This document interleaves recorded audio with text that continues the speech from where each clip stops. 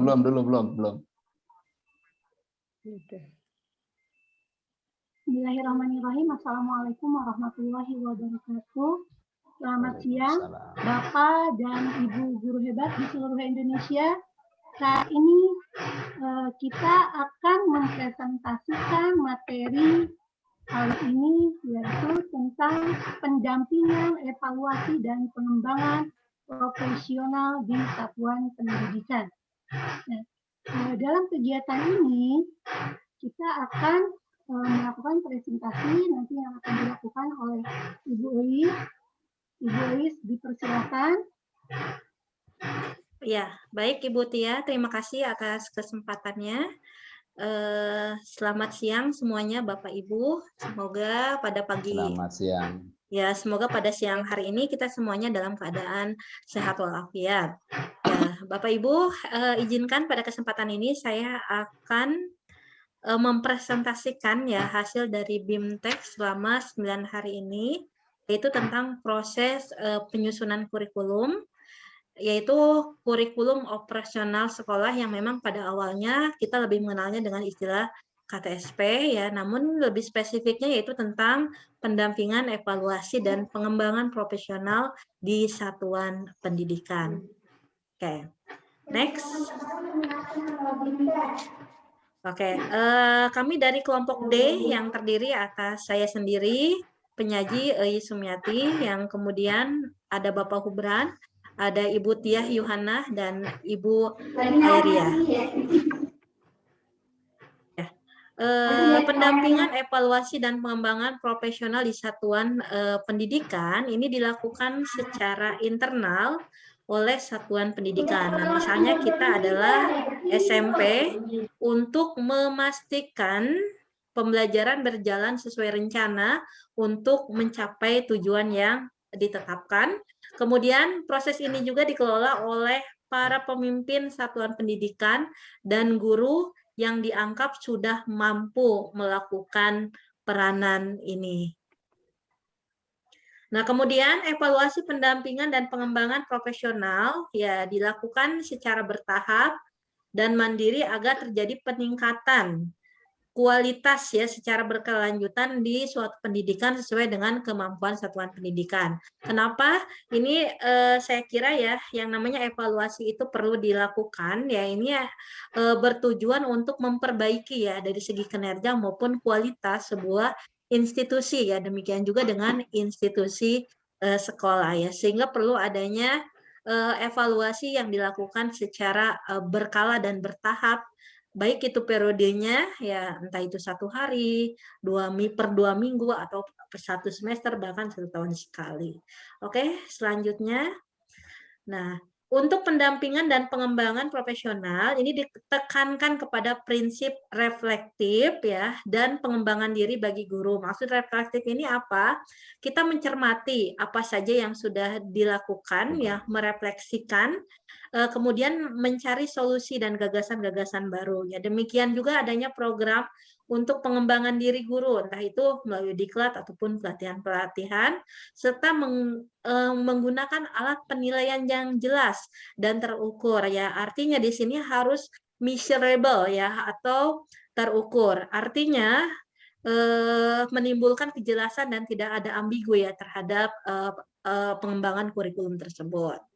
Nah, kemudian proses pendampingan ya dirancang sesuai kebutuhan dan dilakukan oleh pemimpin. Dalam hal ini baik kepala sekolah ya yang dibantu oleh wakil-wakilnya seperti kurikulum maupun kesiswaan berdasarkan hasil pengamatan dan evaluasi. Dan biasanya kepala sekolah ini melakukan sebuah kinerja yang dinamakan dengan istilahnya supervisi ya, berusaha untuk mengamati bagaimana perkembangan ya, bagaimana kompetensi yang dimiliki oleh tendik yang ada di sekolah tersebut.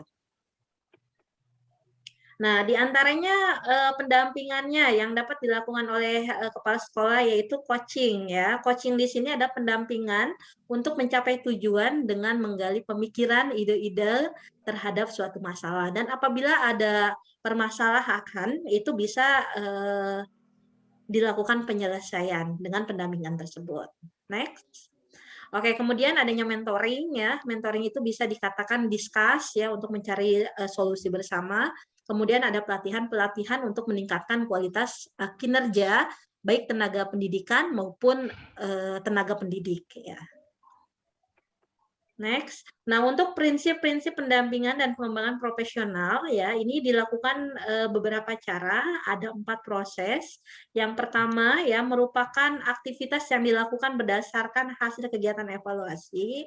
Kemudian menetapkan ruang lingkup pendampingan dan pengembangan profesional, apakah dari perencanaan program atau pelaksanaan program, dilakukan secara terencana dan strategis untuk mencapai suatu tujuan dalam jangka waktu tertentu, dan terakhir sebuah proses kolaboratif dalam satuan pendidikan antara orang yang melakukan pendampingan dan guru demi tercapainya tujuan bersama.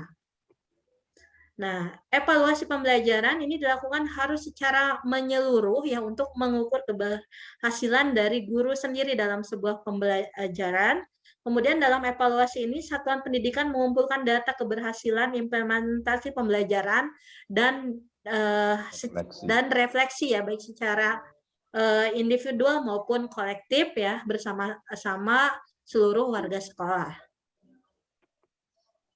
Nah, ini prinsipnya dalam melakukan evaluasi pembelajaran ada 5, Bapak Ibu, di antaranya menetapkan tujuan, menetapkan data atau informasi, menentukan bentuk asesmen yang tepat ya. Mungkin pada saat ini kita mengenal 3 aspek, ada diagnostik, formatif dan sumatif.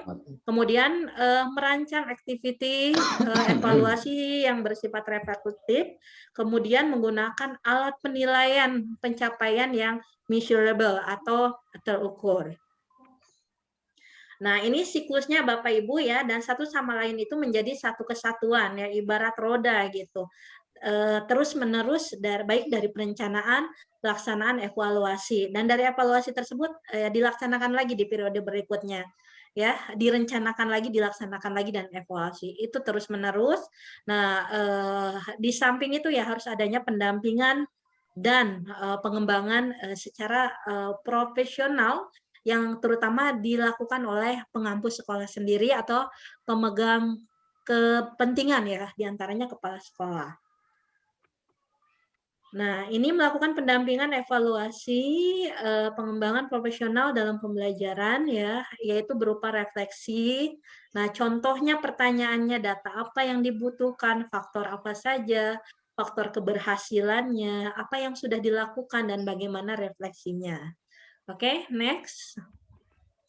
Nah, ya untuk evaluasi sendiri seperti yang sudah sampaikan ya, bahwa dapat dilakukan secara periode dan bertahap, diantaranya bisa per hari, per unit belajar, per semester, bahkan per tahun.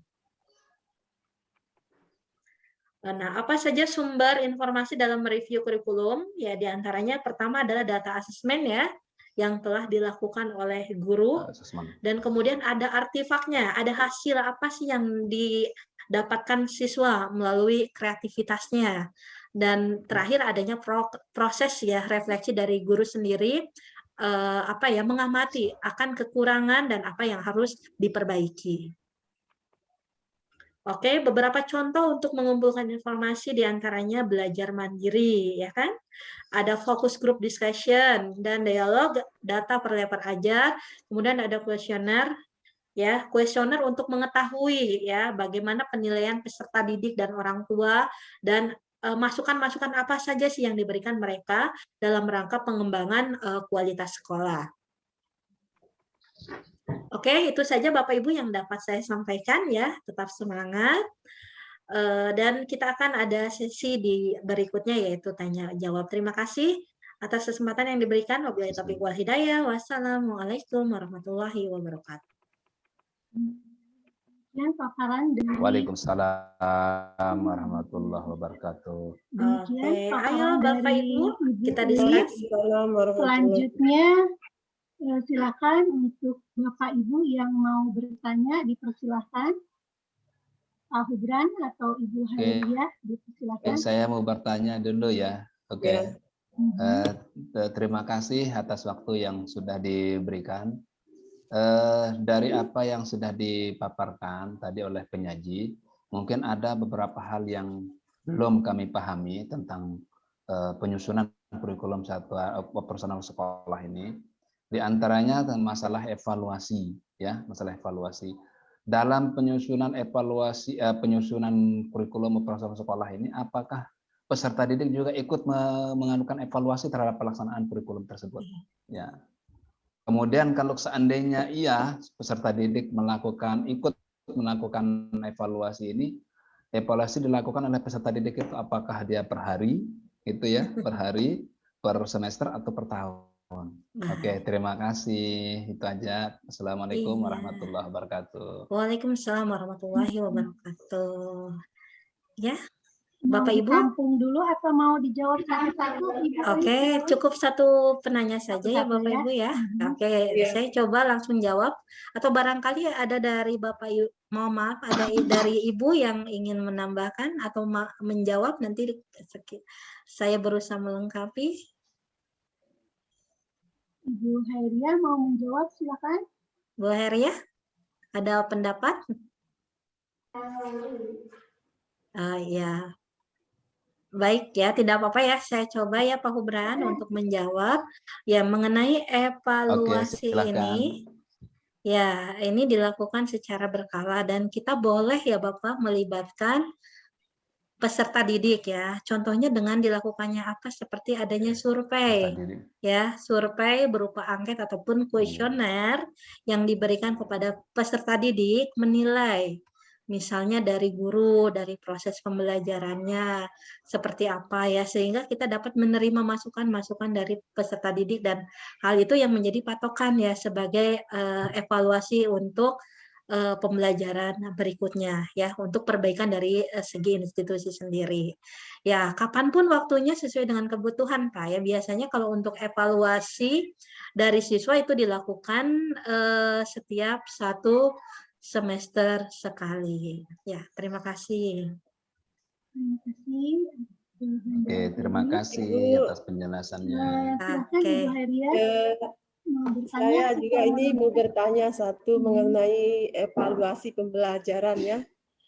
Untuk evaluasi pembelajaran ini, apakah di dalam evaluasi pembelajaran ini apakah ada tim monitoring untuk istilahnya untuk mengevaluasi begitu?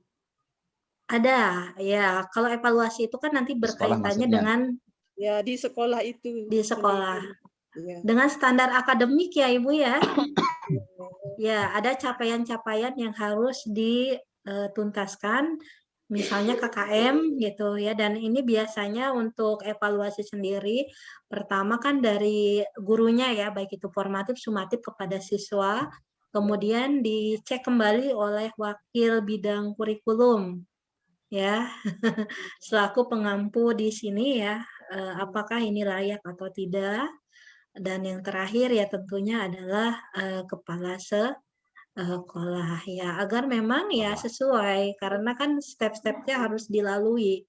Ini kan evaluasi pembelajaran ya Bu, baik dari segi administrasi misalnya sebelum tes harus adanya kisi-kisi gitu, bentuk soalnya seperti apa, teknik penulisannya barangkali, dan substansi materi dalam soalnya apakah sudah sesuai relevan dengan kompetensi ataukah tidak. Nah itu pun patut untuk dicermati seperti itu.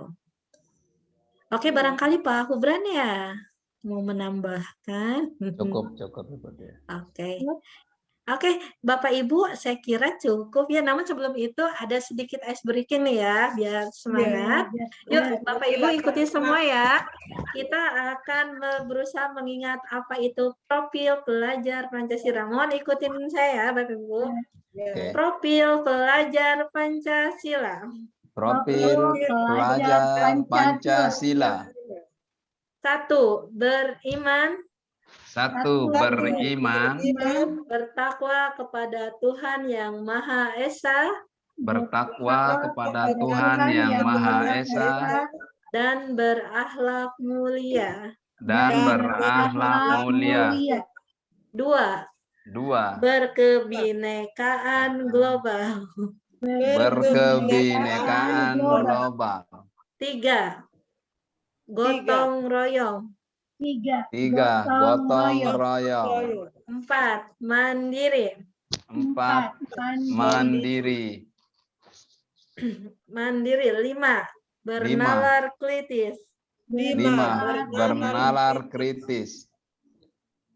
6. Berkreativitas. 6. Kreatif. Kreatif. Oke. Oke.